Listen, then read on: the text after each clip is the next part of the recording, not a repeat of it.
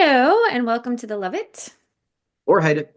podcast. And today we are examining Rousseau's social construct in an attempt to answer a question: are humans born guilty or innocent? Yes. And we got this is Hugo. What is this guy's name? The guy behind us is this is Gainsborough's wooded landscape with a peasant resting, which I think I'm blocking the peasant. But anyway, this is from the 1740s. So this is pretty close to the time period that Rousseau would have been in his heyday. So it's fitting. We're in the Yes, woods with a peasant. I hope you like I thought our the peasant was a nice touch. our nice background. I feel like I'm in Yeah, nature, which is calming. there Okay, were. so we're just going to read the first couple paragraphs here and then discuss. So this is the First Society's Book One. This little treatise, I plan to address this question. When men as they are, and with laws as they could be, can there be in the civil order any sure and legitimate rule of administration? In tackling this, I shall try to always unite what right allows with, what interest demands, so that justice and utility don't at any stage part company. I start on this without showing this that the subject is important. You may want to challenge me. So, you want to write on politics and then a, are you a prince then or a legislator? I answer that I am neither, and that is why I write on politics. If I were a prince or a legislator, I wouldn't waste my time saying what should be done. I would do it or keep quiet. That's good advice for politicians. Uh, Second paragraph. As I was born a citizen of a free state and a member of its sovereign, my right to vote is my duty to study public affairs. However, little influence my voice can have on them. Happily, when I think about governments, I always find that my inquiries give me new reason for loving the government of my own country. Man is born free, and everywhere he is in chains. Here's one who thinks he is a master of others, yet he is more enslaved than they are. How did this change come about? I don't know. What can make it legitimate? That's a question that I think I can answer. And if I took into account nothing but force and what can be done by force, I would say, as long as the people is constrained to obey, it does well to obey. As soon as it can shake off the yoke, it does even better to shake it off. If its right to do so is challenged, it can answer that. It gets its liberty back by the same right, namely force, that took it away in the first place. Any justification for taking it away equally justifies taking it back. And if there was no justification for its being taken away, no justification for taking it back is called for. But the social order isn't to be understood in terms of force. It is a sacred right on which all others are based. But it doesn't come from nature, so it must be based on agreements. Before coming to that, though, I have to establish the truth of what I have been saying. Great. So No. I really like this first part where he sort of explains why he has the right to write on politics. A lot of times I hear friends and people talking a lot about politics, and I'm not really as interested in listening to them talk for too long unless they're actively involved with politics. But he Mhm. brings up a good point. Um, and if I was a legislator, I would just do this, you know. But I'm trying to talk about what I think is right because I'm not a legislator. So all I can do is sort of voice my opinion in That hopes. was not to get political, but that was Trump's argument in both elections. Whenever the person he was against, Hillary or Biden or Kamala, and whenever they'd say they're going to do this, he would say, "Why didn't you do it? You work there Yeah, already." That kind of thing, and that's just a right. pretty good argument. Put your money where your mouth is. Actions Yeah, speak louder than words. Like it's very easy for a politician to stand up and say, this is what I'm going to do, then just do it. Hmm. I Um, love it. so Yeah. easier said than done. But I love what he's saying here about how freedom is our natural state. We're born free, and it's society that sort of corrupts us, and we sort of create our own prison within government systems. So I Yeah. really like that part of it. And he's taking that, like I say, the references from Locke, John Locke. Locke precedes him by about 100 years, but Hmm. before Locke, there was Sir Robert Fulmer, and Sir Robert Fulmer said that all government is absolute tyranny, and that we exist by the consent of the that excuse me, all government is absolute tyranny, and man should fear government. But John Locke came back later and said all government exists to the consent of the governed. Government Hmm. should fear its people. And he's echoing those words because he would have grown up reading Locke, and Locke was an influence for him. And I love John Locke. So he's excellent. So, yeah, that's all men are born free is a much better pronouncement to start. It's odd he's a Christian and says that, but he still says it. Yeah. Um, yeah. Well, it's just And freedom yeah. is our natural state. I mean, that doesn't really have like a Christian context, I don't think. No, I'm saying it's odd Yeah. that he is a Christian and says Yeah. that because Christians seem to be glad of their chains, which Well, well, I guess it depends on the Christian you're talking to, but no, I mean the idea that God is the Father and that He's in charge of us. He's Mhm. our ruler, so to speak. Mhm. We're beholden to Him, so we're His disciples, we're His sheep.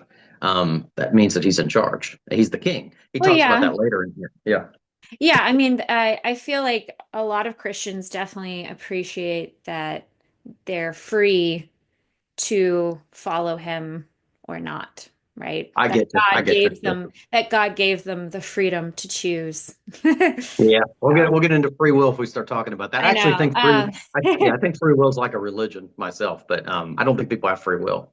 Um, but it's definitely a conversation. That's another one we could have another day for sure. Well, Um, free will is one of these concepts where there's no evidence that we have free will. Like there's no evidence that we can prove that we have free will. However, I feel as though I have free will. Like it feels that way. So, yeah, it's kind of a hard one to determine. the best argument I ever heard for free will was, of course we have free will. You have no choice. So I get a kick it. But I think that there's a guy, Bradley, that writes a whole thing on free will. But I think that our speech pattern and everything that we say actually dictates that we don't have free will. That's where I get the idea that we don't. We talk, and most of our sciences are based on us not having free will, meaning you have like psychology and sociology.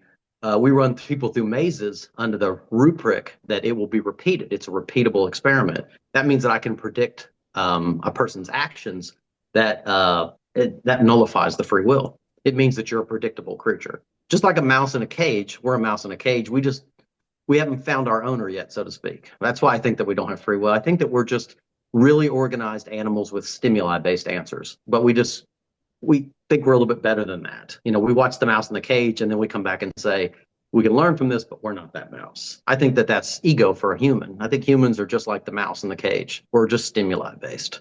We fly to the candle just like a moth does. That's what I. Well, But yeah, it's definitely debatable. well, So I mean that's I think that's going to be a fun one as we get older. I think that's going to become a popular thing. I think that'll be popular like religion, to be yeah, debated, which is awesome because that's philosophically that's a great conversation to have. Yeah, right. free will. Yeah. Yeah, and Um, I mean, one could even argue that just because we can predict patterns to human mhm. behavior, that doesn't disprove free will.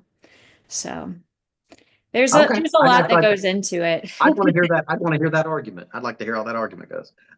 Without a doubt. So there's another part in here in that introduction where he says, as long as the people is constrained to obey, it does well to obey. As soon as it can shake off the yoke, it does even better to shake it off. That reminds me of when I was younger and I bought one of my first motorcycles. I went with a friend of mine and he was selling it. And my friend asked him, why are you selling the bike? You always ask people why they're selling it because you want to know if they're junking you out. Hmm. And he said, my wife said I can't have it. And my friend's response was, well, then you shouldn't. keep it. But it's the exact same thing as this, because if he's going to accept that as a position, if he's going to accept that willingness to obey that, then he should. And he's like, in other words, like I shouldn't say you have to listen to your wife, but the fact that he said my wife doesn't think I should have a bike, and he's selling it as a result, that tells me that he has, uh, as long as the people is constrained to obey, it does well to obey. He's doing well to obey, and I can't argue with that. So that's my friend's response was, well, then you should sell the bike. And I think that adds to that. I think that's that same philosophy. I always thought that was a really interesting conversation to watch. So that makes me think of that. That Yeah. thing still comes up. What I But like about this is that, yes, we are, he's presenting an idea about obeying our own laws that we all mhm, agree on based on the common will, right? So to create like a social contract, we're creating our own laws. So even though we're obeying ourselves, So that seems like mhm, a very fair system that honors freedom, and thinks about the common good as well. So. mhm. And I put a reference in here, the John Galt reference, because I think that this same thing we're talking about, any justification for taking it away equally justifies taking it back. And if there was no justification for it being taken away, there's no justification for taking it back. There's a character, John Galt, in Atlas Shrugged by Ayn Rand. And the byline in the book says, John Galt stopped the engine of the world. Hmm. That's how the story goes. But this character, John Galt, in the story, people don't know Ayn Rand. Very interesting character that. But the character in the story, John Galt works at a factory and they make engines and they run off perpetual energy. Hmm. Anyway, believe that if you want. Anyway, it's a fiction story. But the company decides that it's going to start to reward people for their malfeasance. So instead of getting paid more because you work harder, you get paid more because you need it. So if you have a kid, you get paid more. If you get married, you might get paid more. If you have an accident, you might get paid more. But if you work harder and you don't necessarily need the money, you get paid less. So she's modeling socialism, so to speak. But anyway, John Locke gets sick of that because the company ends up becoming really nasty. So like if you have a child, people hate you for it because they feel like you're going to get paid more now. They're not happy for your successes because that's a condemnation for everyone around them. And so they begin to take things away from people, the liberties.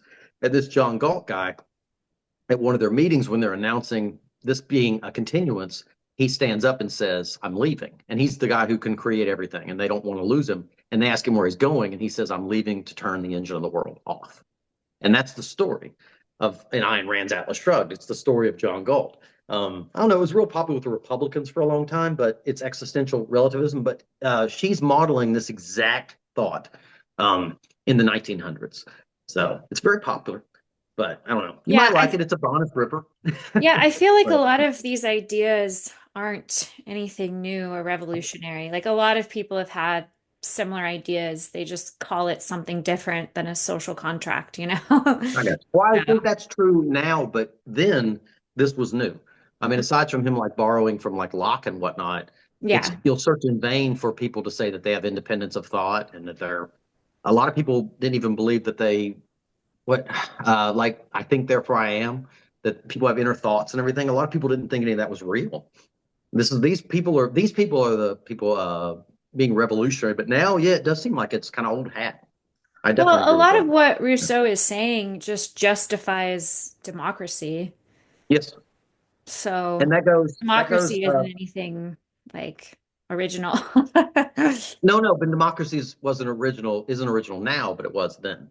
I mean, because he's living in Britain, which kind of defined a lot of that. He talks about Rome a lot and says that Rome was better at their laws, but I don't think he's correct. I think actually Britain was better at their laws because Britain is an extension of Rome in that regard. But Yeah. I'm glad you said that because in the second section, when he talks about societies, he says his first law is to provide for his own preservation. His first cares are to those he owes to himself. And as soon as he can think of himself, he is the sole judge of the right way to take care of himself, which makes him his own master. Um, what he's saying there is Thomas Jefferson borrowed that exact statement for us to have self governance. That's where Thomas Jefferson gets that from. So that was when Thomas Jefferson coined that self-governance gave us independence from the king. So he's living under a king's rule and saying, you know, we're better than that. So he took Rousseau a little step further. Thank you, Jefferson. All the Yeah, while keeping slaves. Yeah. I really like that part as well. Hmm. Um, and it makes a lot of rational sense that you have to take care of yourself before you can take care of anyone else. Um, Hmm. and he's talking about how the family is the prime model for all political societies. And he distinguishes the difference between natural freedom, and civil freedom, right? So the Hmm. ability to do anything one wants is natural freedom versus civil freedom, living under laws that individuals have agreed upon. Yeah. So he's Hmm. definitely a proponent of civil freedom because that supports our natural state. And it is worth saying that most of this that he wrote here, he's writing it against Hugo Grotius, Hmm. and that guy was uh, a Dutch business guy that worked in policy, and he's where we get almost all of our laws of international commerce. Most of our Hmm. international laws are based on Grotius, and this guy Rousseau wasn't feeling it because Britain's actually reaching out now with seafaring and whatnot and running into places, and they're running into the Dutch. The Dutch were loaning money to everybody. That's the first loan the United States got was from Holland. Um, that's where I got our deficit from, was from Holland. So the Dutch were very influential, and I don't think he was feeling it. But anyway, let's see. You got anything else? You got another section? I got a bunch on here, but I feel like Well, I you got mean, something. I appreciate each chapter, for Mhm. something different. Like in chapter 3, he discusses the idea of the general will, which is basically the collective will of the people, and he asserts that the general will is always right and aims as the common good, and laws should reflect the general will. He suggests that individuals who act against the general will are essentially acting against their own best interests. So I feel like his whole concept makes a lot of sense, and it's all about equality and fairness and sovereignty and freedom. So I really like it. At chapter 4, he elaborates kind of on the relationship between the individual liberty and the state. He argues that true freedom is found in obedience to laws that one has a role in creating. So you find freedom if you're the one creating the laws. You're not really you're choosing to do that out of your own free will. Mhm. So Mhm. that creates harmony. And then all the other chapters are great too. He just basically keeps sort of um justifying this philosophy, which is everyone agreeing on the laws and then following those laws. So, I think that's fair. Harmony, I don't know. I might take issue with that word. I might think that it certainly shows because he mentions Hobbes a lot. He's influenced by Hobbes. mhm. Hobbes thought that everybody was because Hobbes goes with the idea that everybody is on self-interest. That's why he says self-governance. That Hobbes thinks I personally think that everybody in the world is driven by self-interest and pity, one or the other or both. I have a very negative outlook. But I don't say it with any type of glee, but I do think that's what runs people in the world. And I think that he's speaking to that a lot because he's echoing Hobbes quite a bit by saying that people the way that they judge themselves. He says, what is it? He calls us herds of cattle. We're divided as herds of cattle. That's just no different than the Leviathan of Thomas Hobbes. So it's a little bit of a negative view on people. Keep in mind he's coming from royalty, like a royal. He's in a kingdom. I mean, he's a king.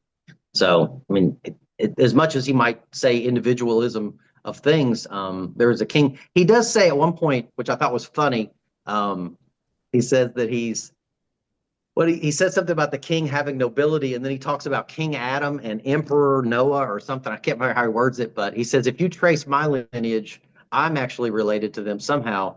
So maybe I'm a king or something. I think that's like a slight to the king to say that oh, just because you came from noble birth, well, I came from, I'm related to Adam, so maybe I'm a king too. I think he was sort of slighting him a little bit. I think he was making fun of the king at that point, but Maybe. I could be wrong. Yeah. Yeah, I Okay, what think do you think about this? Oh, he sorry, go might just be pointing out the reality that people, ahead. uh, many of us like following order and following certain rules that we can all agree on. So if we're all, if you're right, and if Hobbes is right in that we're all driven by self-interest, we're all more alike than we are different, most of us. So if we can agree on what we're all interested in, then everyone wins. So if we follow the laws we create ourselves, everyone should be happy and live in harmony and peace. No, Uh, I'm good. I'm good for that. Okay, what about this? Every man born in slavery is born for slavery. Nothing is more certain than that.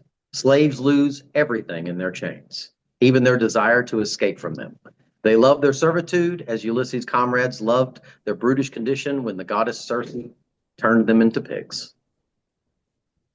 That's well, interesting. well, I think what he's saying is if you're born into an environment and that's all that you grow accustomed to it, and so you think that's normal. You think that's right. You find joy in your reality. Somehow you have to like find happiness. So I just feel like if you're You born, think it's coping, like a coping mechanism? well, if you're born into Mhm. slavery, is what he's saying, right? So Yes. Well, just if say, yeah, you're that you're born, if you're born in slavery, then that's kind of all, maybe it's all you know. that's But all you know. yeah. So like why wouldn't you want to stay with what's familiar? I think that's all he's saying is that Do you, um, do you think that's any way a condemnation of the question we're asking, as far as if you're born guilty or innocent? That if you're born in slavery and you're glad of your chains, does that make you guilty of something? no, I think he's saying that people are born naturally innocent, is what I think. And that innocence That is taken over by that? society kind of corrupts us. But I think he's saying that people are naturally born innocent and free. And just because you're born into slavery, that doesn't make you guilty because you're Hmm. into a situation. That's not your fault. So, The slavery wouldn't be your fault. no, you're just that's what you're born into. Like that's all you know. Like you're born into a world. It's sort of like going back to the idea of Plato's cave. Like all you know is what's within the cave. So that doesn't make you guilty to experience the world and perceive the world with all that you're born into. So I don't think he's saying that people are guilty for being born into slavery. No. So if you say that that's all you know, you would you would still see free men walking around. So you would know that there's such a thing as freedom. So how could you not be guilty for keeping your chains? I'm asking. If they're happy, he's saying that if they're happy that way, if they've figured out a way to find happiness in that, Well, then I'm saying that you don't think that that's like if I have chains and I mhm. see a man every day that doesn't, uh, I'm happy for something that I know I don't have to have now because I've witnessed that it can exist outside of that. It's not all that I know because even the slave owner would give him that I'm description. saying that's why they find happiness in it because that's all they know. I'm not saying that's anything more than that. Like No, if you, but I know. That's why yeah. I'm responding that isn't all they know because a slave would know the slave master, so they would Well, know that's that all that they if they, know. Yeah, that's yeah, all they know in terms of that's the only lifestyle they've ever experienced. They've never experienced not being a slave. So if they're born into that and they find a way to be happy with that. I yeah. don't think that Rousseau is saying that they're guilty for that, for being born I into. I know I get you. I'm having trouble with the ignorance of it because they can't be ignorant that there are free men because they know those free men. Those free men control them. So Yeah. it wouldn't be the only life they know. They would. It's like a example in I think it's the 44th parallel in Korea.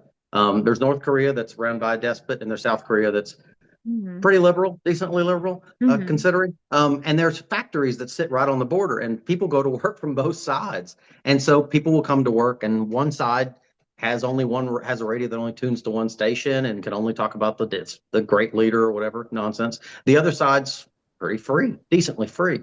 Um, that's why I say I feel like that's the same thing. That they're That's the same one thing. is in chains and the Yeah. other one is very aware that the chains don't have to be there. They all want to walk over the other side, I would think. They Well, don't, but they so don't. what is You your know, what is your question?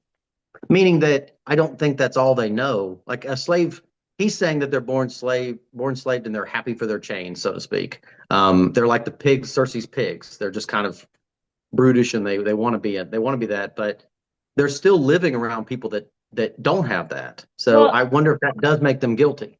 Um, yeah. yeah, Well, because guilty they're of what aware there's a though? difference. Guilty of being a pig, so to speak, Being in a that regard. pig? Yes.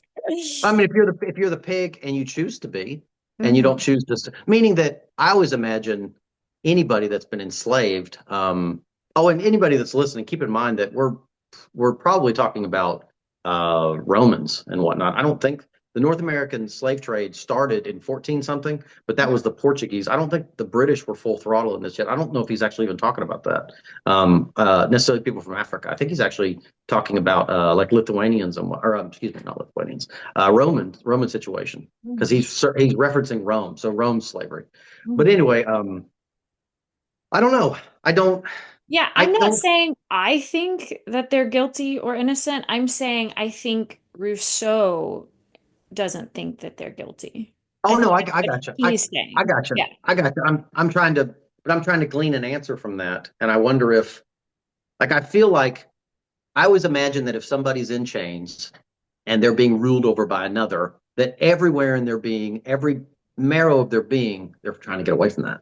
They're running Well, away as often as but they you're can. just imagining how you might feel in that situation. Of But you course, don't, I of mean, course, you I'm don't trying to be know if empathetic. unless you've ever been in that situation. So, and that's No, I the don't. same thing Rousseau's doing is he's just sort of speculating what he thinks they're feeling. And, he doesn't know what it's like in their skin. So, but he's just No. making a point that, people can't help how they're born and what they're born into.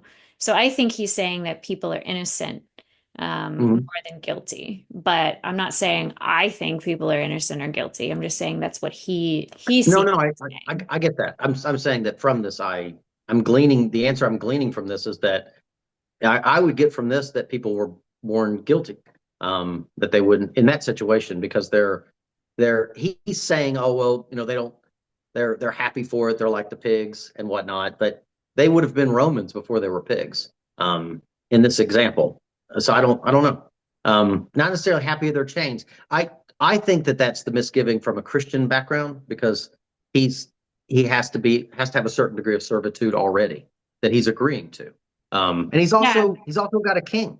In this time period, he has a king, somebody that he has to kiss the ring of only because they're related to the guy that preceded them.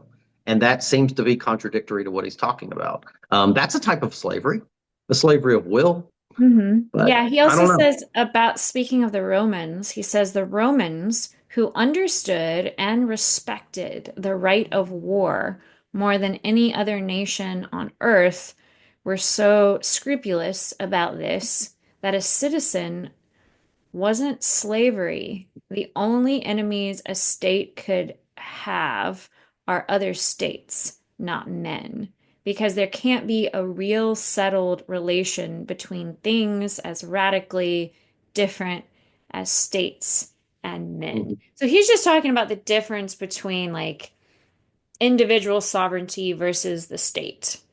No, no, I understand. But his comment on Rome is dead wrong for sure. Rome was vicious. Um, Rome had a practice that when they sacked an army, they would walk the general out in front of his troops and rape him. Yeah, They well, knew how I to they knew how mean, to break people down. So I don't think Rome was Rome not nice. was And crazy. Yeah. Rome had tons of slaves, Mhm. tons of slaves. So I Yeah. don't like Rome. He's giving Rome way more credit. He'd be better off if he stuck to Britain on this. To Yeah. say that Rome did better on war, um, I don't know. Rome was pretty badass though. I mean, they were tough. They were pretty tough, but I don't know. Oh, Yeah, to say what he's else? saying Yeah. Rome understood and respected the right of war more than any other No, I get that. I defenders get that. of it. But I don't think raping the general in front of the troops is respecting the right of war. That sounds a little bit No, askew. I Yeah. think Rome was just insanity. And I mean, I Mhm. can't imagine too many slaves happy that they were slaves. But what he's saying is that he thinks that those Mhm. people were happy because it was all they were used to. So, but who knows? No, We I get can't that. get I get that. inside their mind. I get that. Like I say, I still, I don't know that I agree with him because he's pulling from Aristotle, but I don't agree with him in that regard just because um, like I say, I think they would have known a different world and they would have longed for it. Example, in the United States, people tried to enslave Native Americans. And Hmm. they would grab them, they'd put them in chains. As soon as they got loose, they were like a stray dog. They took off running. They didn't want to be anywhere near that. And they'd run off. And so a lot of the slaves that they had would see that and they would run the same direction because they knew that that's freedom. Doesn't matter what's over that hill. It's scary as hell, but I'll take that over this. I feel like that's that's inside of us. I feel like that's a part of us. But I'm growing What's a up in part of us like wanting to be free? individuality, Hmm. being told what to do. All of us have been in a position where somebody's uh, stood too close to us in an elevator or threatened us or bullied in some extent. And that's a way of trying to take away your sovereignty, your individual freedom. And none of us, I don't think anyone likes it. Even if we kowtow to it and we give in at that point, don't feel good about it. Feel really Yeah, bad it's about that. this Yeah. concept is a little bit contradictory because he's basically saying it requires people to give up certain freedoms in exchange for protection and the benefits of living in a society governed by the rule of law. So he's Yeah, I basically saw that in saying there. like Yeah. if we have to have laws as long as we have a say in the laws, we're not really giving up our freedoms. So he's Hmm. saying that I freely choose to obey this law. This is my free choice. I choose to take part in creating the laws. That's Hmm. what the social contract is. Yeah. So, in a sense, he's saying giving up freedoms, but you're not really giving up freedoms if you're the one creating the laws. So, I mean, yeah, you have you have the king, and it as the kings were moving through their successions, they slowly gave away more and more laws to the people. So he's at a point where the kings have given away quite a bit. Like modern day kings now, the only thing they really have is the ear of Senate. They can mhm, go and they can whisper in the ear, and they might get a little bit of pull that way. mhm, But they also, I didn't know it, but the royal family currently, I think it's like $750 billion worth of assets that they make dividends on. The amount of money that I think they pay them 50 or 80 billion a year. So odd. It's like a genetic glitterati. It's really odd. You know what I mean? Like they serve no purpose other than they're just like famous people that they're paying for. They don't sing or dance. They're mhm. just there. I Yeah. would much rather have a singer or a dancer or I don't know, but they don't really do anything. They just kind of wave at the crowd and that country throws money at them. That seems odd to me. Um, it's like I say, if they could do a number maybe or do a comedy bit, but I don't know. Oh, let me think. I've got some other parts in here that I thought were kind of cute. Let's see. Yeah, he does talk about sort of how can we marry our individual interests with the collective good. And the only way of doing Mhm, that is if our individual interests are alike enough to agree on the collective good.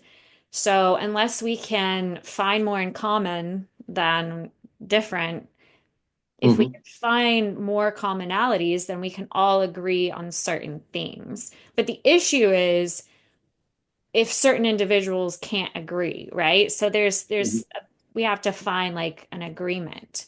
We have to mhm, reconcile the individual interests with the collective good. So he's mhm, sort of posing the question, how do we do that? Well, if everyone takes part in creating the laws, the collective good represents individual freedom. So I would It's hope so. I Yeah. think it's a nice idea. He was very convinced that it was like a practical solution. Um, Hmm.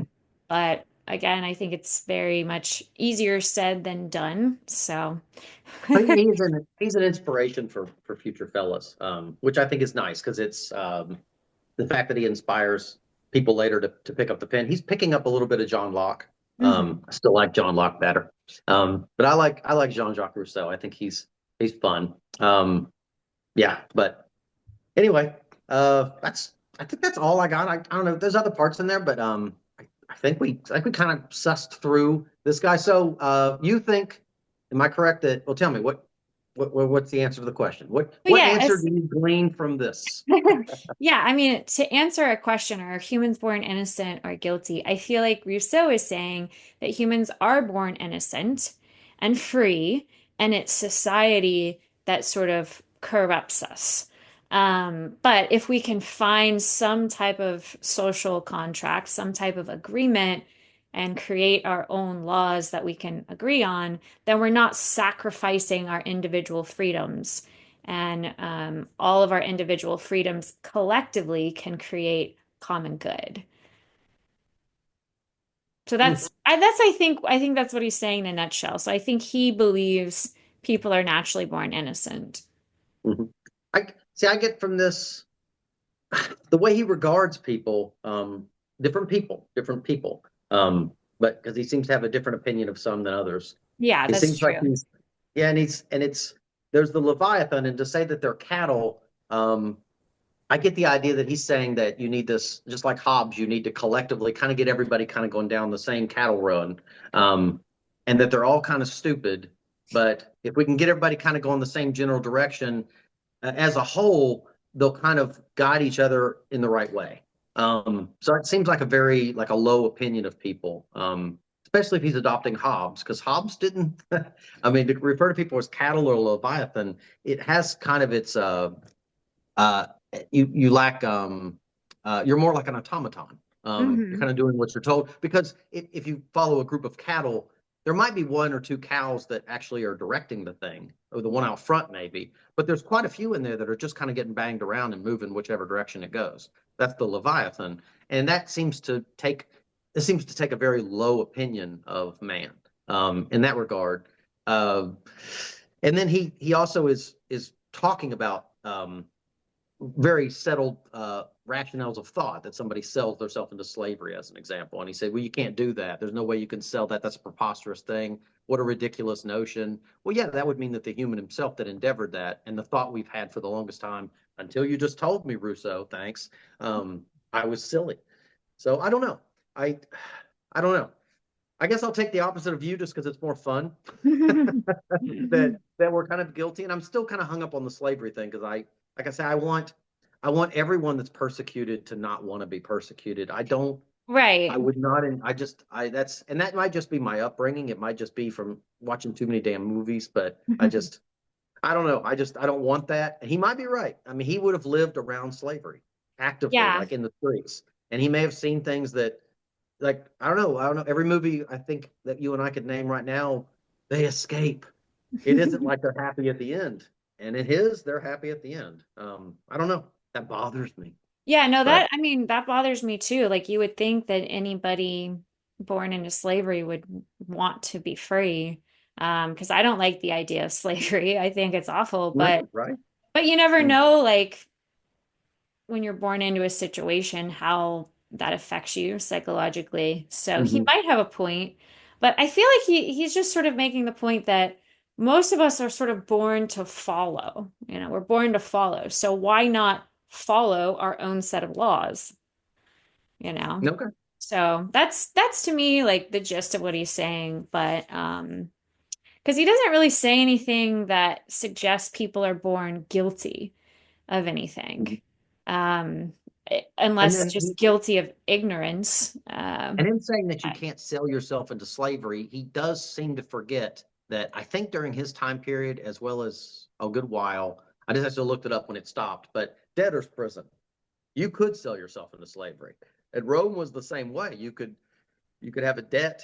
and the way you pay your debt is you essentially, because he even says that. What would you sell if you were selling yourself into slavery? You would sell yourself, your agreement, and that the person who bought you, the way they would pay for that is they would feed you, essentially, make sure you're kept up.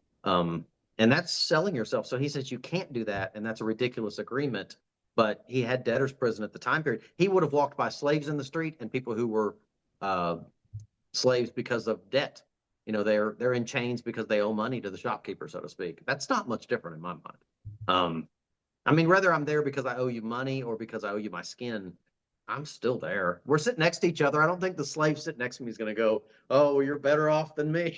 We're both in a pretty crappy position. I don't know how you work your way out of slavery if you're in a debtor's prison because I don't know where the money's coming from. But anyway, Well, yeah, I'm just that's grateful all. we're living in a time where slavery doesn't exist exactly the same way it used to.